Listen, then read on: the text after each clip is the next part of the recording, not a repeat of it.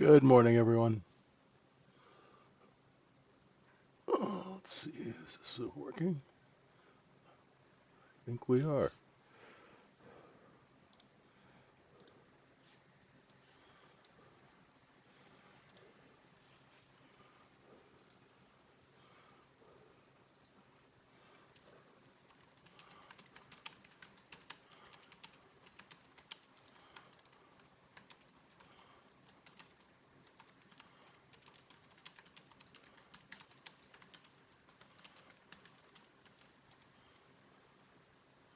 How's everyone doing?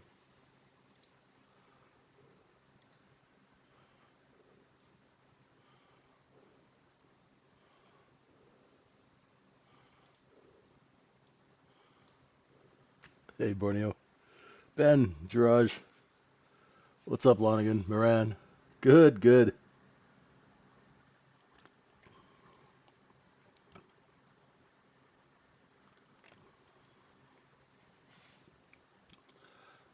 So, what have you guys been up to since I've been away?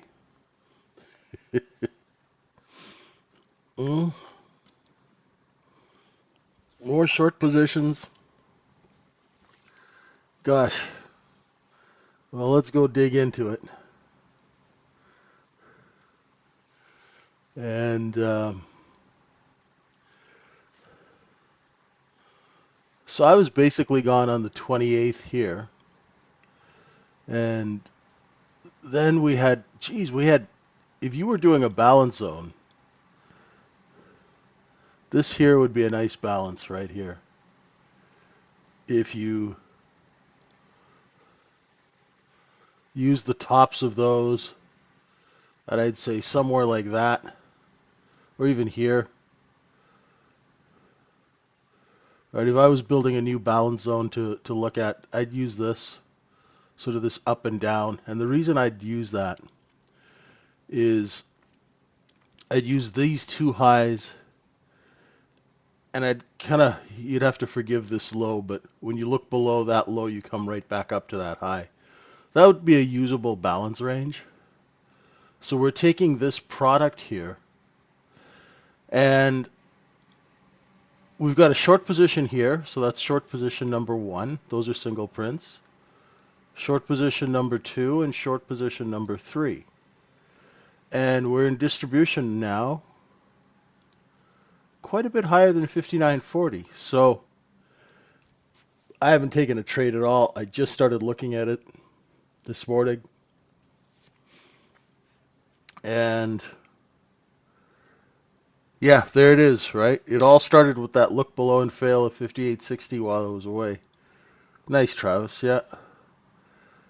So when you do a look below and fail like that, now the trades that I teach you guys how to do on a 1 minute chart, this is when you graduate.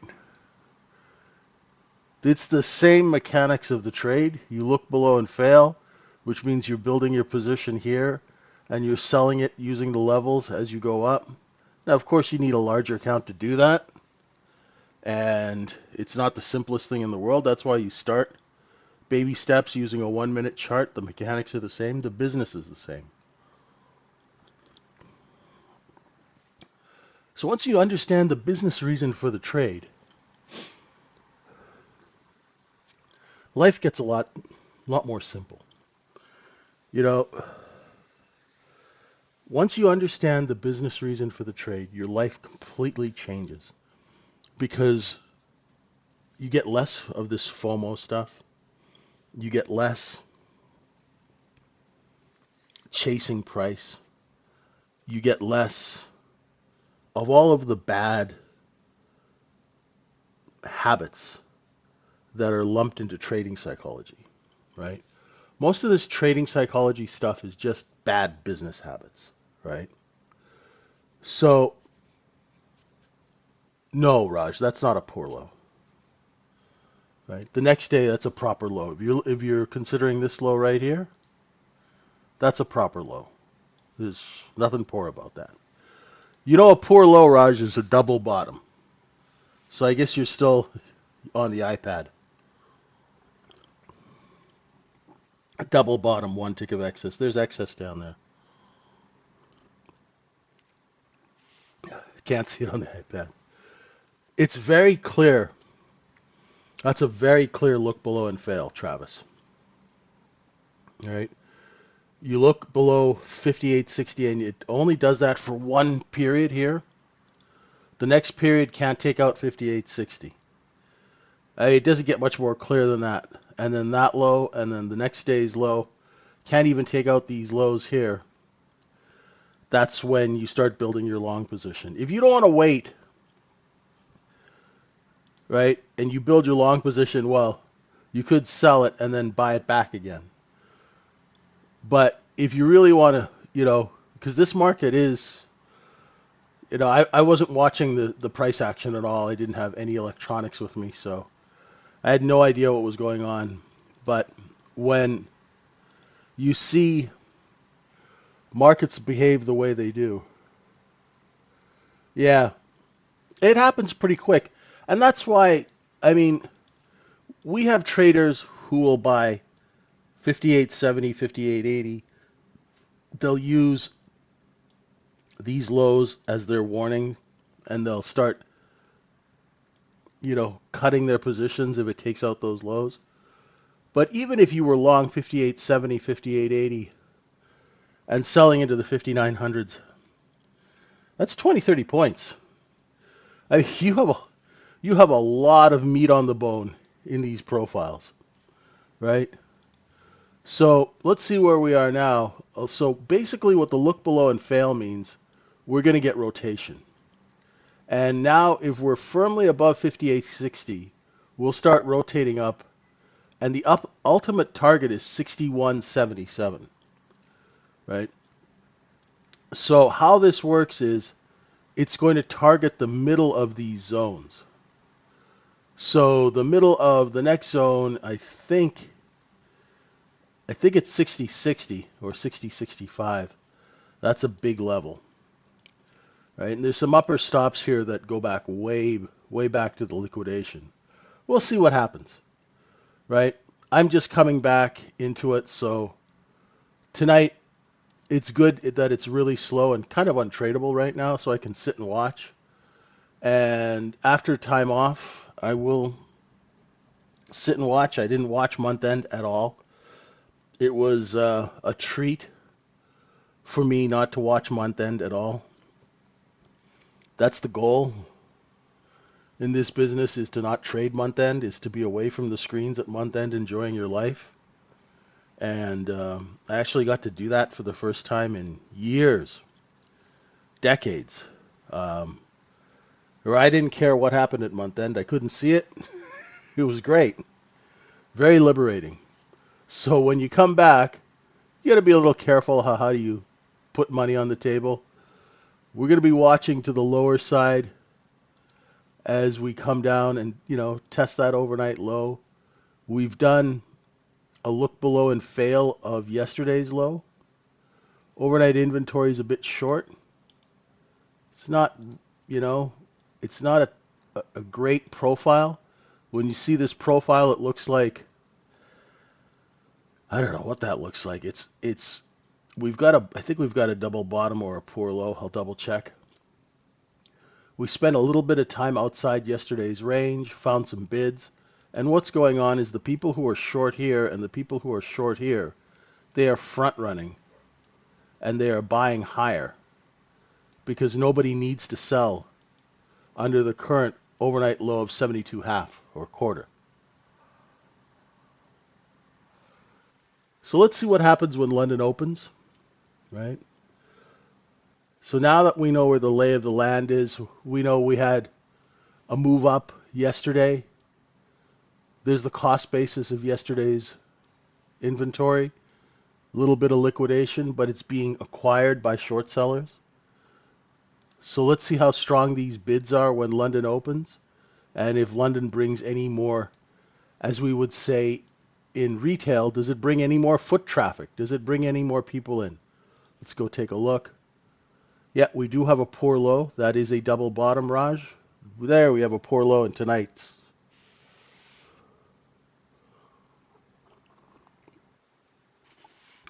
Right? So if you compress these profiles, you will see that R period and J period, that is a poor low. Now, all that means is that there's competitive buying, right? Should it be tested? Could it be tested? We don't know, right?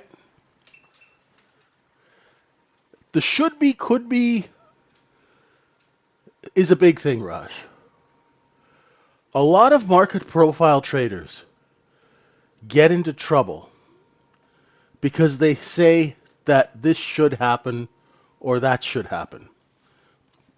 So what they'll do is if they see a poor low, right? If they see a poor low, they'll automatically short that. Then they'll get trapped when inventory corrects upward. So the word should, I get rid of that word in trading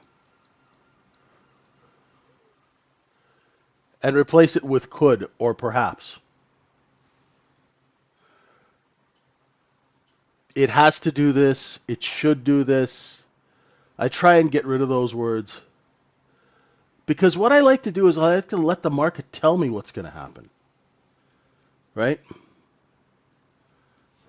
Because yeah, we don't create the order flow. It's not like I've got 20,000 contracts for sale that I'm secretly not telling you guys about. I don't. I'm a retail trader, right? I can guess, right? But I don't like putting money down on guessing. So as soon as I saw this tight profile, I was like, oh, we got a bit of a tight range here, folks. We've got, 72.5 to 81. Huh. It's not a lot to work with, right? We almost have a perfect point of control. Almost every single letter period is traded that point of control time-wise. Volume point of control is right here, just under 77. Poor low. We've got shorts trapped underneath 59.68 and 59.63, right? And the next shorts are trapped down here under 59.32. So I'm looking for liquidation. Now, and I don't know what the news cycle is today. We probably have some news. But at this point in time, I have to go and defer to my handy-dandy 1-minute chart. Now, as soon as I see this chart, and hopefully this is helpful to you guys, as soon as I draw my 1-minute chart and I see this stuff, right? As soon as I see this, that barcode pattern, I'm not trading that, right? Now, there are two ways to proceed when you see this barcode pattern, right? One way to proceed is you can build positions. If you're a larger trader, and if you do so desire, you can build a position, right? But you're taking on risk for small reward, right? That's one thing you can do. So if you were long 73, 74, right? There's a seller at 75, 76. VWAP's sitting right there. So you would trade 10 or 20 contracts back and forth for like 6 ticks, right? Not really my thing, right? That's more of a thing for a wholesale market maker to do, right?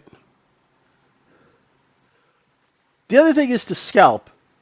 Now, as soon as I look at that chart, I know, oh, this is a crappy market for scalping, right?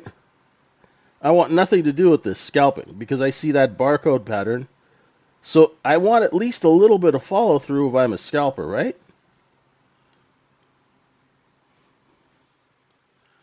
And if I can't get that follow through, then the terms and conditions under which I do business do not exist.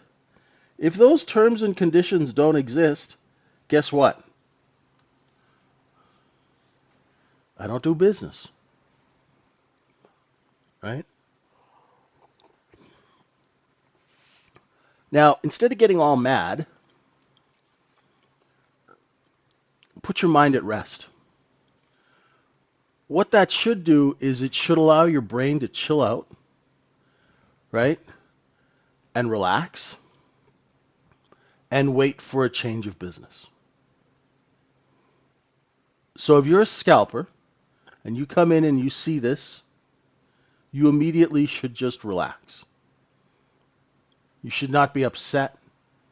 You should not be trying to grind it out. You see a poor low. So there's buying competition here, right? There's a poor high. So there's selling competition. And the market's just going back and forth in this range. And this is, what kind of market is this? This is a wholesaler's market. Which means if I was a large wholesale trader, right, I would be buying under 75 and selling over it. And as these ranges compress, right, there it worked. Now I'm buying under 74 and selling over it here. And I just work the ranges with size. You can't do that, right? You're not a wholesaler. You don't get order flow. You don't pay for order flow. You can't trade like a market maker. So immediately, you know this is not the market for you to be trading in. But that's okay because markets change. It could change in 10 minutes, right? The main thing is, as a retail trader, if you can understand when not to risk capital, when not to do business, it's going to be very helpful because then you won't be wasting money and blowing money, right? It'd be like, say you had a store that sold a product, but you knew, right? Say you were a baker, right? And you have a bakery downtown. But guess what? All the office buildings are closed because it's a holiday. So you're not going to go down. You're not going to make a whole bunch of product and have it go bad and lose money, right? Because you just close your store that day, right? Because there's nobody around to buy your product. Does that make sense?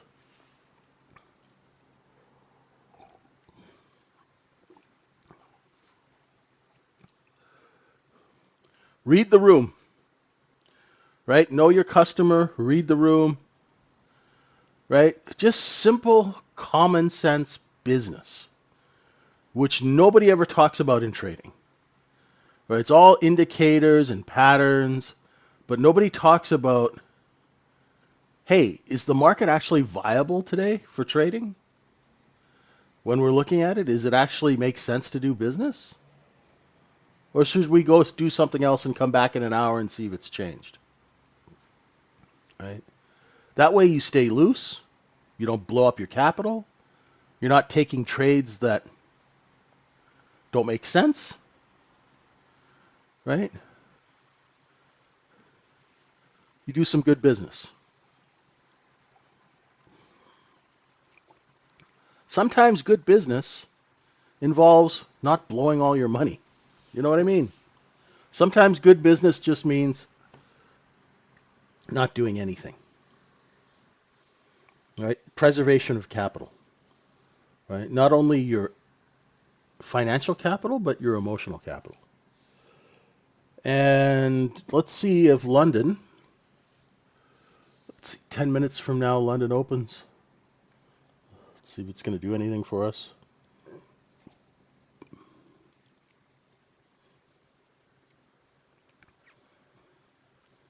Yeah, pretty quiet. Yeah, the emotional capital thing is big, eh? Trade maker? Because we're not. Here's the thing. And I was thinking about this while I was away. You know, and I was talking about it before I left. Institutional large traders, they can be early.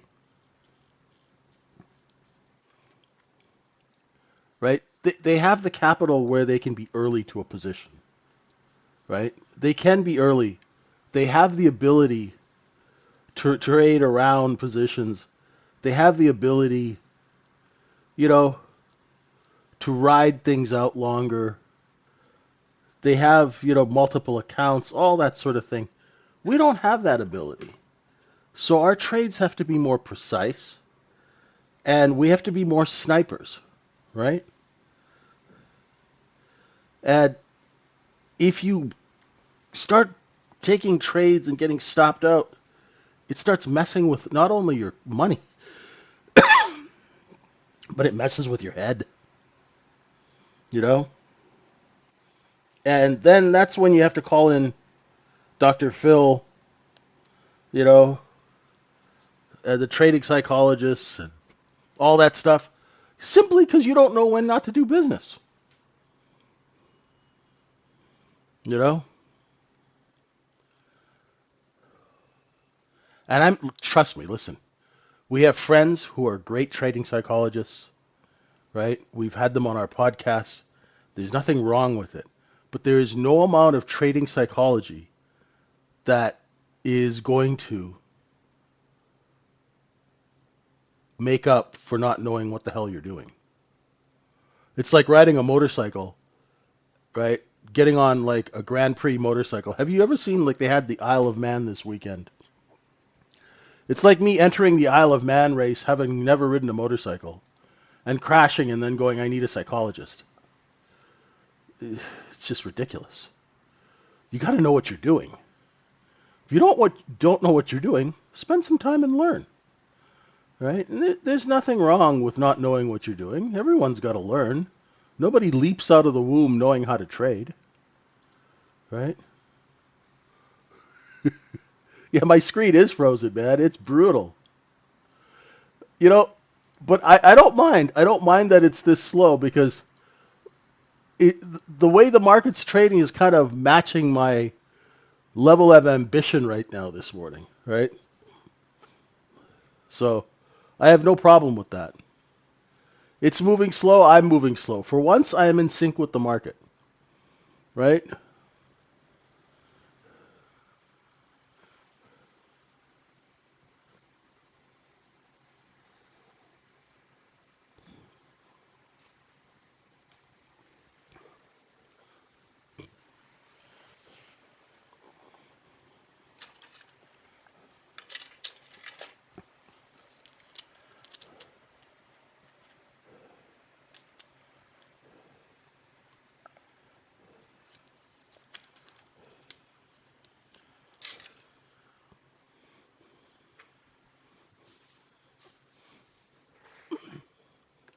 I don't think the candles could get any slower, smaller.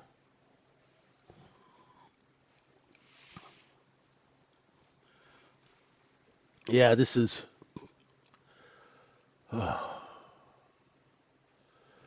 like watching paint dry.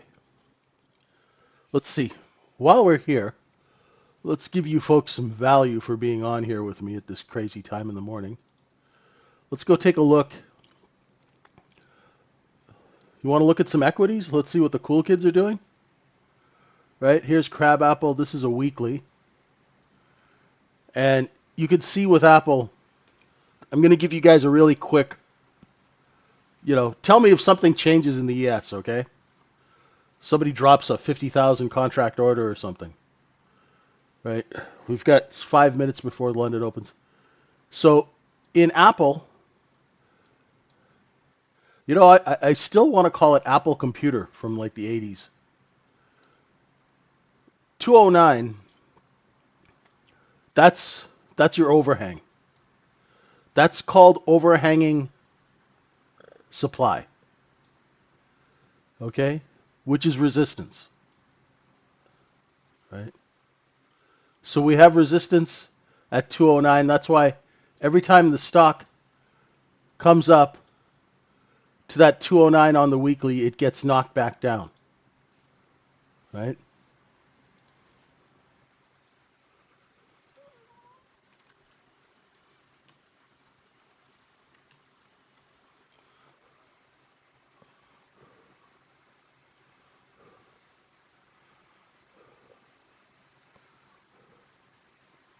Okay. So if you're a trader, you very clearly see that, hey, 209, there's a seller in Apple. So how traders would, they'd let it get, say, 215 bid before they bought it, right? That's a simple way of looking at it. Like 215 bid and it out at 210 or something like that. That's how they would look at it in the old days, right? And then you do know that there's going to be a seller up in this 220 area. Yeah, so if we start creeping up here, look for a seller in that 220 range, right? These are just simple things that you can look at from a chart that'll help you, right? This way you're not completely caught off guard if you're going long, right? So once it clears the 210s, up around 225 there's going to be a seller, right? So you can anticipate that and be on the lookout for that. Okay. What else? Does anybody even look at Microsoft anymore? I guess not, because it keeps going higher, right? Last time we got up to this 469 level in Microsoft, we had a seller here, and that's where we're going to find our next seller here, right?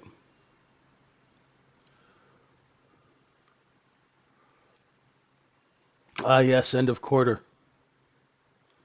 which means we're going to have to roll that stupid contract, right?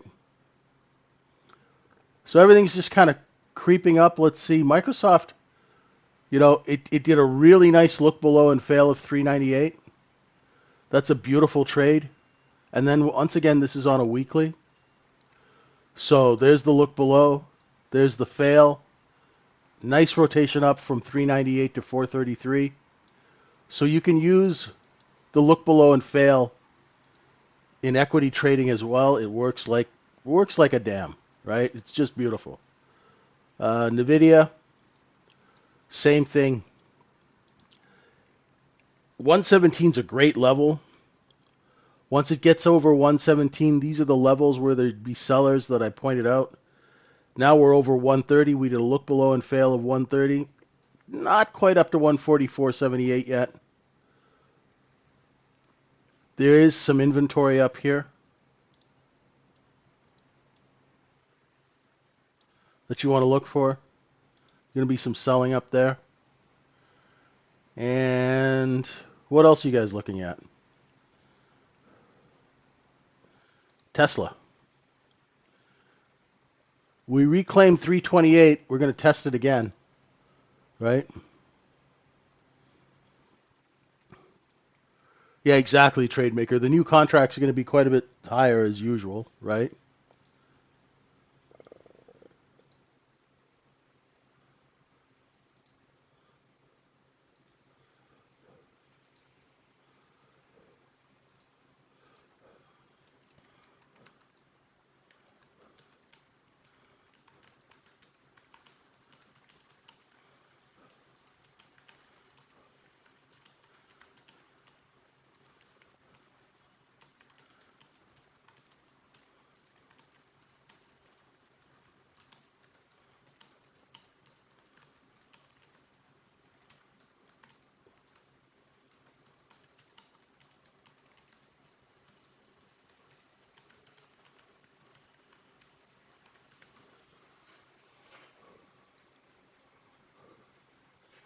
Okay.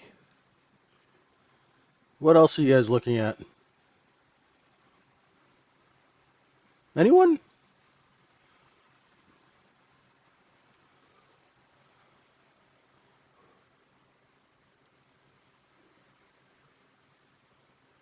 PayPal?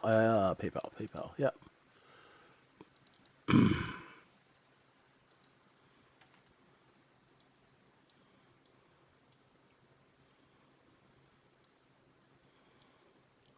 PayPal. We're right in an area where you see that big chunk of volume right there. Oh, London's open? Great. That's why you're hitting some resistance right there.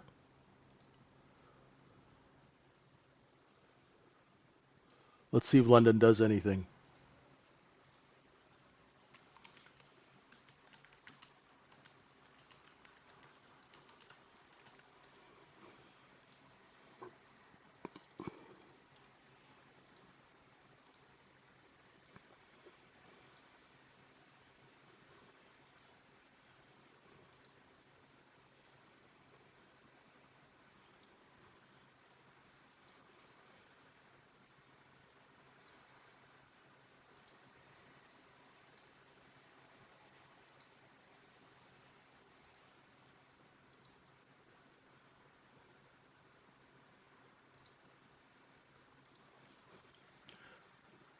Yeah, we'll go back to Netflix. Oh, okay. Look, we're taking out VWAP. There's some action. Well, let's see if they sell into it at 59.77.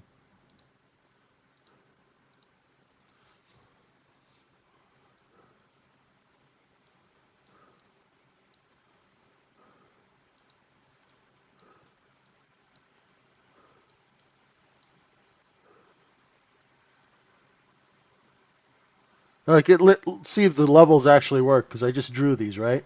I noticed that there was a seller here, here, and here.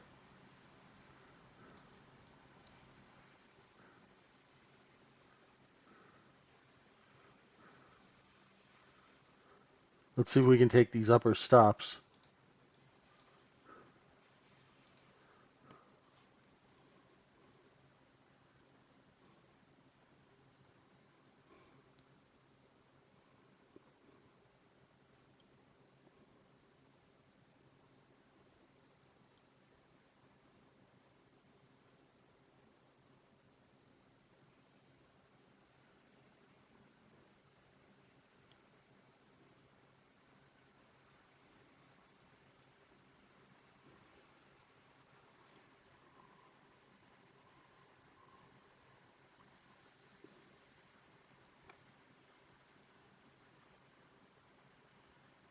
Yep, there the sellers are.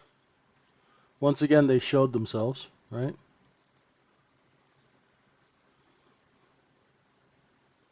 Remember, inventory was short. So we were looking for a move up, so that's kind of normal business. And the big target, of course, is the overnight high at 81,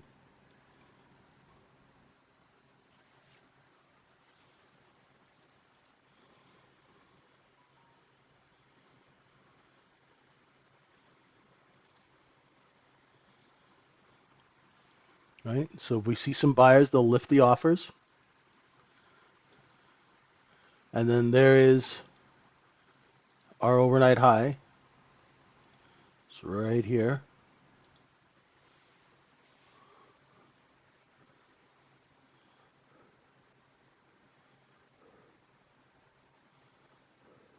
Now, let's see.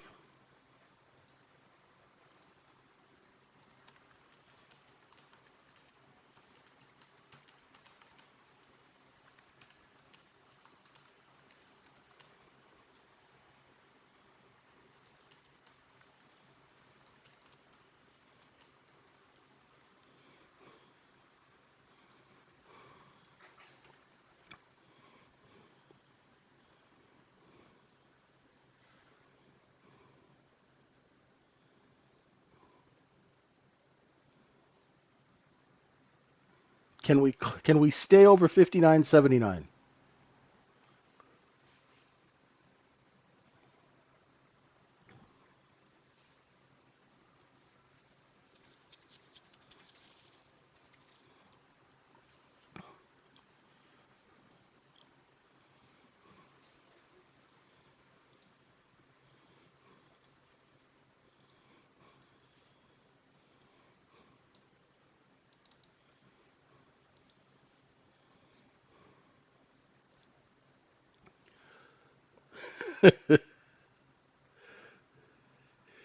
if we can if we can stay between 77 and 79, I think that'll generate some interest, some buying. But like I said, I've been away for a week or almost a week. So I can't tell for sure. I have to let the chart tell me, right?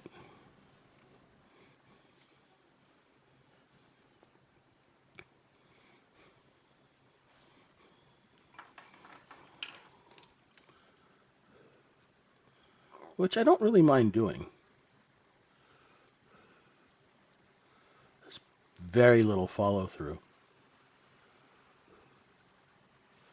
Very little follow through.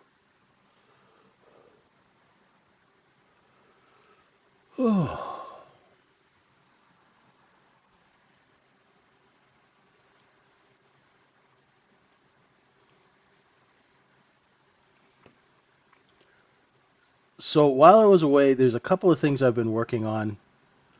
Um, One is how to adapt the methods that we use in futures for people who trade equities. So you can use it to swing trade while managing risk. I'm going to be working on putting something about that. Um,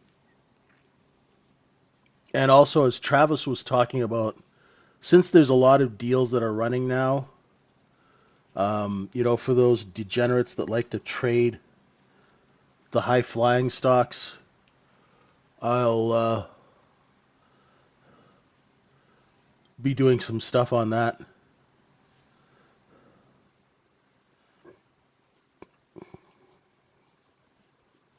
It's funny, when I was away, I met a compliance officer from a Swiss bank.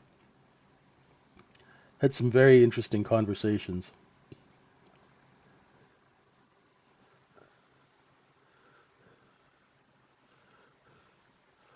See,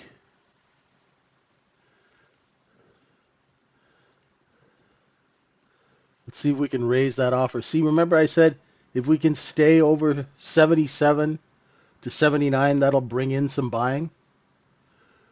Now, the first people who are going to be trying to buy that are the people who are short and trapped under 77.5, right? So they're going to be looking for sellers in that area. If they don't find any, they'll start pushing the bid up. And as soon as they start bidding, the offer will start moving, right? I, I will.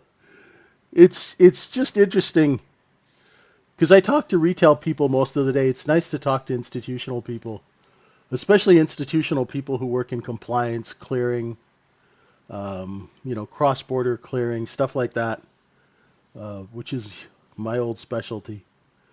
So it's interesting having those conversations, and you just realize that as much technology has changed in this business, the business really has not changed at all. It's pretty cool.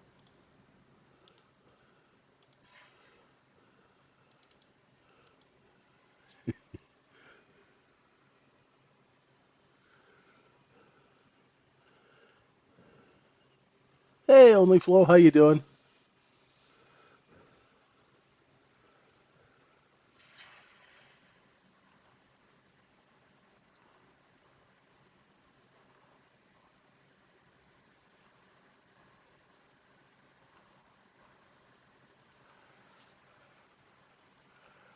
Yeah, it's a bit slow watching the market today. Now, I think if we could start offering over this 79 half, right? We have a shot at going and tickling the overnight high. And remember, this is now the cost basis of the overnight, right? So our cost basis is 73 to 78. And what we would like to do in a perfect world, right, is to take that cost basis and sell it up here, right? If we could take that 73, 78 and go and sell it up here, that would be nice, right?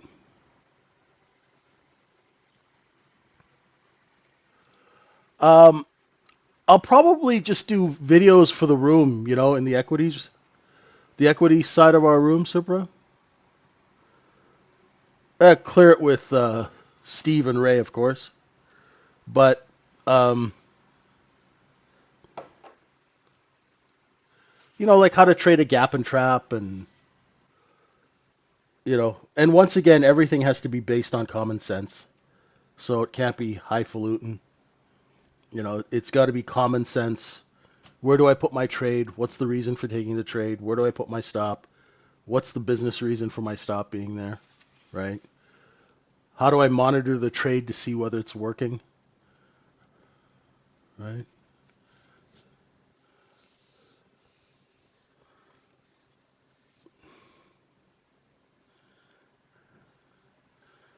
How to find stocks that are moving enough but not moving so much that you get stuck in a trade halt.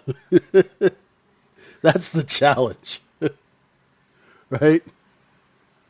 That's the challenge. You don't want to be stuck in trade halts, right?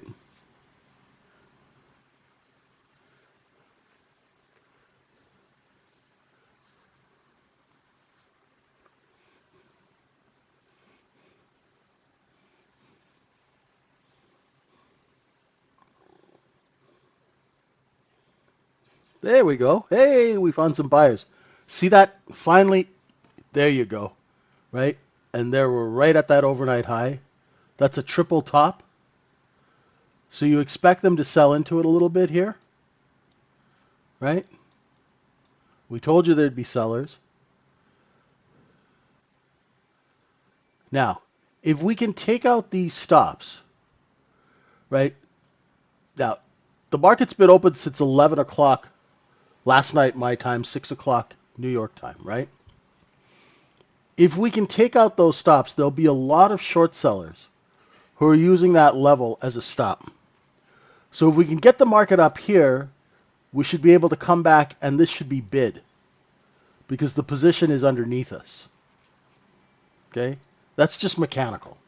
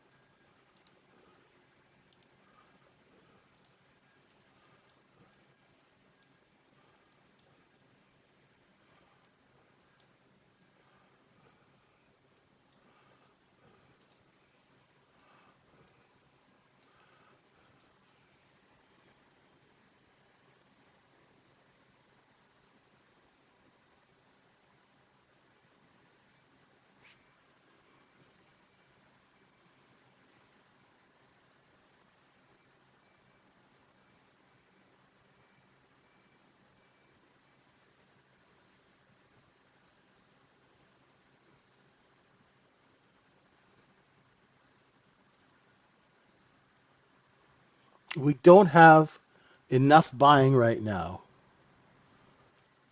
to warrant taking us over 81 just yet. Let's see if we can do it.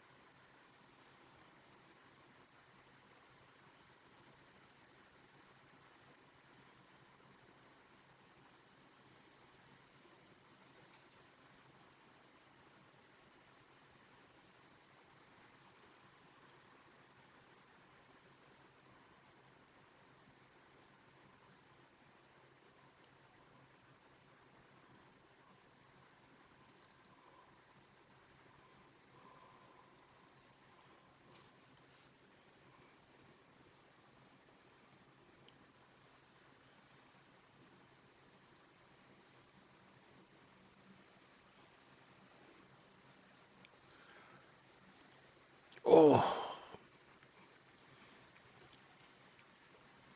see now this is those trades. Well, it's not that there's that much inventory above us, Moran. It's just that we just don't have enough buying at 3:15 in the morning in New York just yet. We might get it now. Let's see. There we go. Little stop run. See? It had to do this kind of before it popped, right? What we basically had to do was we had to move a market higher. And I know this sounds weird, but to move a market higher, it helps to get as many people short under this level. Because when you pop that level, that resistance is going to turn into support if you have enough people willing to buy that level. Now, how do you get people willing to buy that level at 3 o'clock in the morning? You trap them short, right? And this is funny because I was talking about this with this Swiss bank compliance officer, and we were laughing about, because he looks at the books every day, on a minute by minute, second by second basis. And, we were laughing about you know, how this happens.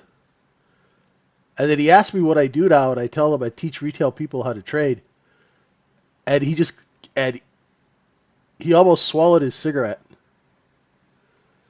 because, as most compliance officers, he does chain smoke. And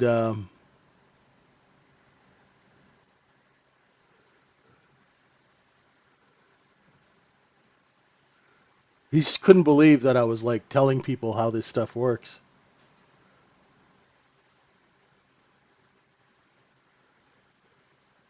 See how we come down to that 81? Watch. Now, the short sellers are the only buyers, right? So as soon as they see a seller, they're going to drop their buy orders, right? But if they don't see sellers, they'll move their buy orders up. So when you watch an old level that gets taken and you see it do a look above and fail, right? You would be able to short this area, right? But where's your stop? Like, where's your stop? Your stop's going to be up there, right? Which is a little high for me, right? And then as soon as you come back into that position here at 78, 77, that's where you're going to like try and clip off a couple of contracts, right? So say you're short 81, 80 half, put some bids down here just in top of those 77s and see if you can get some product. If you can't, then it's going to rotate back up. There's no follow through, right? There was only enough follow through, right? Hey, Joe Mama, well done.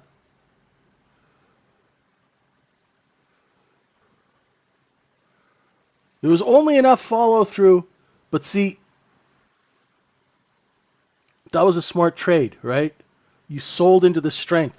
You sold, if you're long there, you sold into the strength that was created by taking that stop. Smart. And that's the institutional way, is to sell into strength. Because you're not hoping for 59.93, right?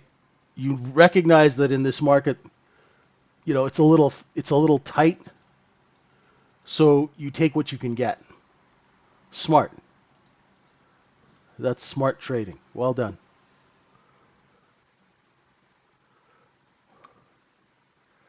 Now we just let them figure it out.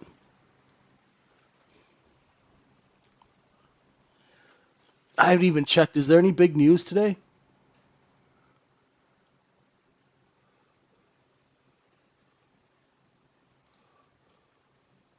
What do we have today?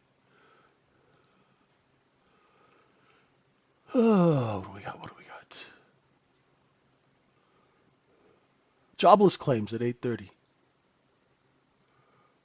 Trade deficit, productivity. Fed guys are talking again.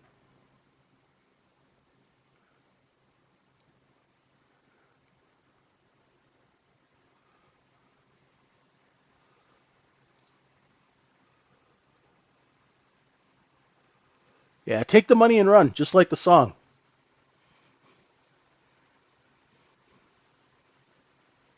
Oh, that's right. What time do they have those? That's one thing I never pay attention to, right? Is the ECB rate decisions. What time do they put those out? That's just bad on my part. I should monitor that a bit more.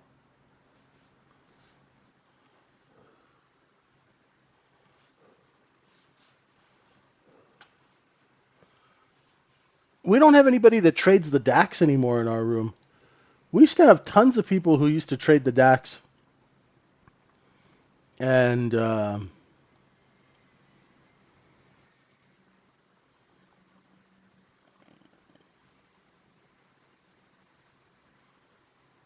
all gone now.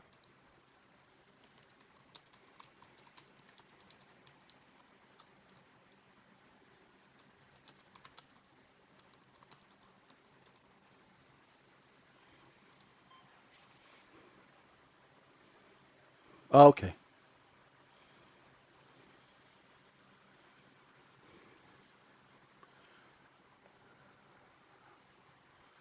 Well, we caught one stop run, and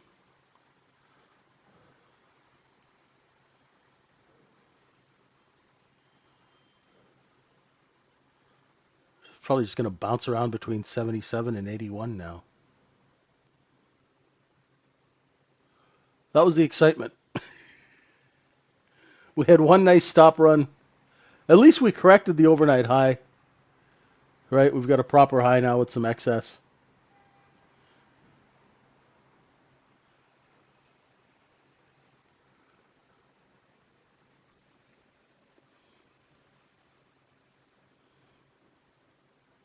I've never traded the DAX. There was when that was like 4 years ago. We used to have tons of people who used to trade the DAX, and they all disappeared.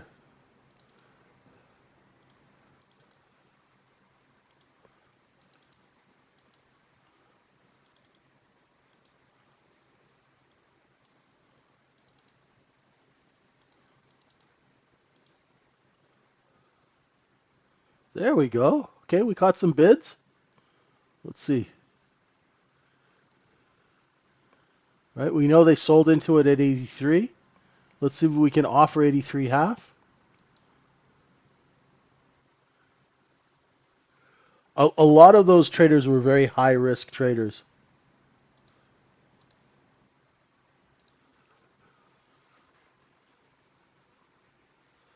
Good stuff, Only Flow. Would be happy to have you.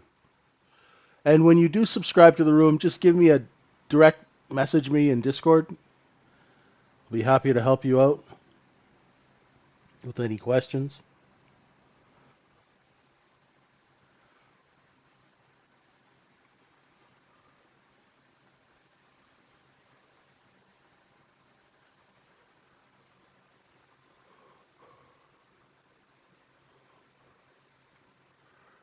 Yeah, trading macro is, I don't know how to trade macro.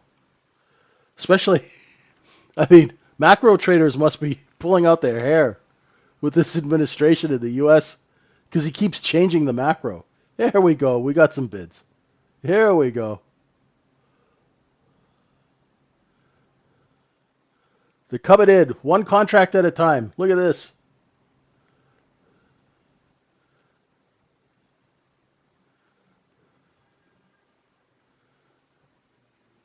Offers lifting. Does anybody take it? There we go.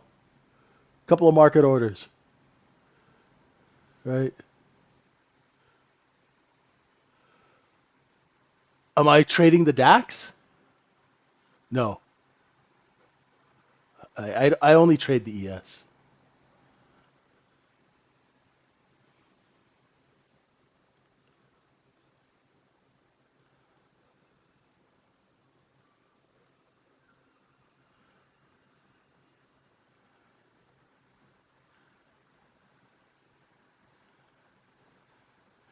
And this is my first hour watching the market after 5 days away.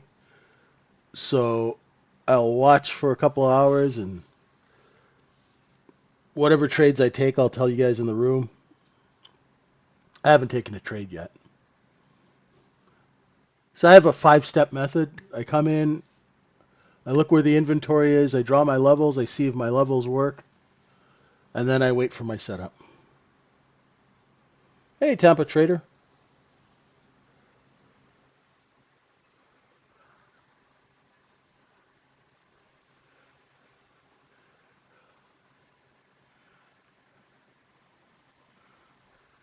Welcome to the room.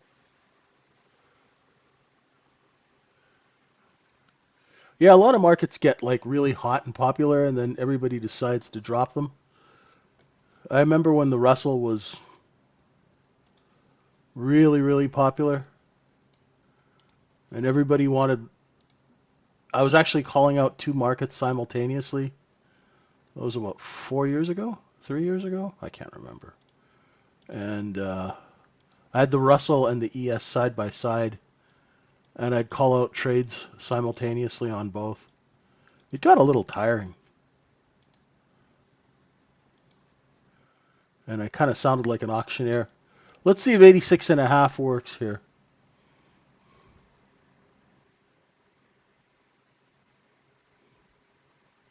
So the levels that you see here, folks who aren't in the room, they're just basically based on cost basis, 2 times, 4 times profit, and then 2 times, 4 times discount.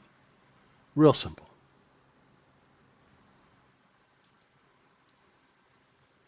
There's 86.5. Catch a bid over that.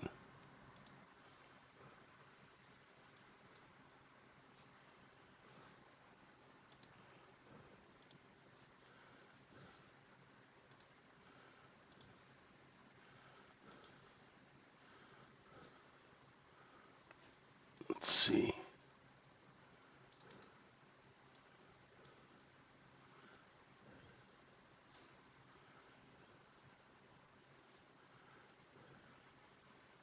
I was going to try a little short of a look below and look above and fail, but it's still looking above. Nothing to do yet.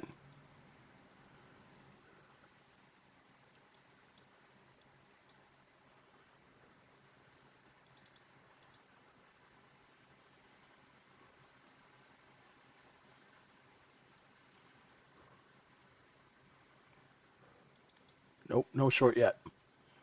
Right?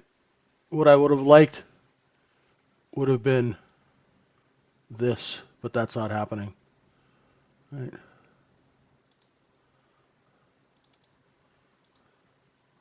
Let's see if we get some resistance up here where the overnight point of yesterday's point of control is. It's where the cost basis of yesterday's inventory is priced, up at 90 and 3/4.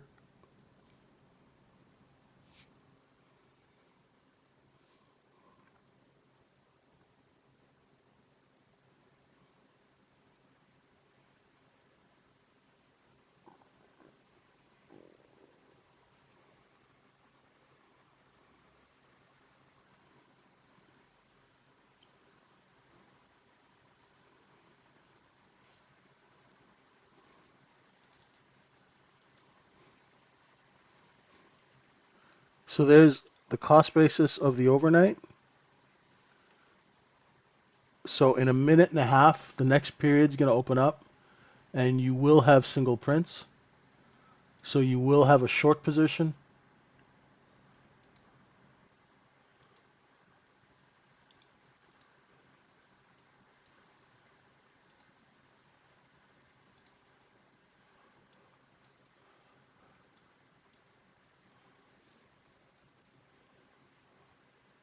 Let's see if they backfill.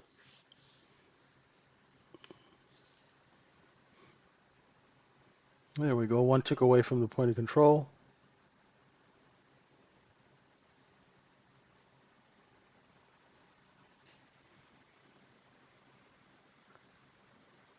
So Raj, that poor low held, eh? No correction of that poor low when London opened.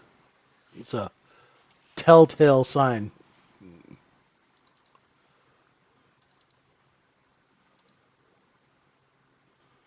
Next set of stops is the M high from yesterday. That's where the liquidation happened.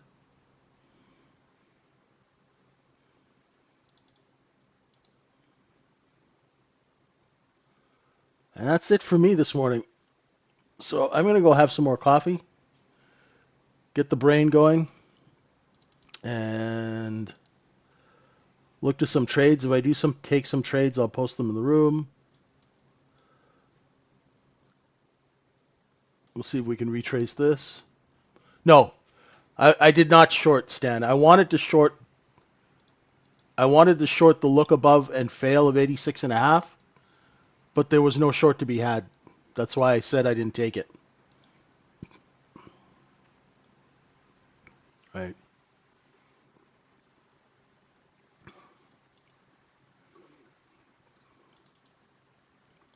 Now let the market come back and retrace. If you are short and you're using 892 as a stop, look for bids around 87, 86 and 3/4. That's okay. The market will set itself up nicely and then we'll be able to trade.